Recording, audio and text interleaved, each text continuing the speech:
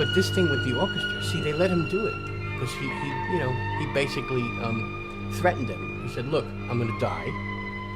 This is my last record. You got to pay for it."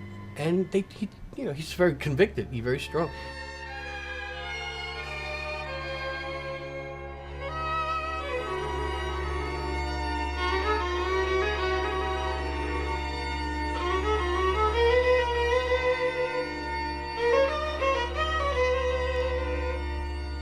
One interesting sidelight was that Homer Mensch was the bass player in the orchestra. The first call chair from the New York Philharmonic, And Homer's pissed because the charts are not perfect, and he's a cranky old motherfucker,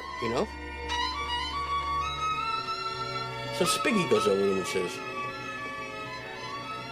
"Watch your intonation on the bar 3 over there."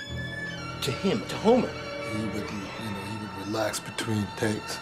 And then somehow get it together and fire up on these takes, For a violinist from the Philharmonic. Some kind of religious kind of vibe. Yelling. He said, "Look, I don't have a lot of time, I said, "This is the way I want it." He said, "No." But I didn't even realize that because I was just visiting. He invited me to, so I had no idea. I knew he looked different. But he was mostly pissed off at the orchestra stuff because they're playing it completely same straight. vibe from him, because rubato. Still to this day, that kind of music's not, they're not recorded not as much as a lot of other kinds of music. And then he said, "No, more Because sound." they work by the clock. We just stayed until the record got done. I would have stayed. Yeah. That's all the sound it has. He grabs the fucking violin and he goes, "Rah!" It was like an amplifier. I was hoping it would go longer. Yeah.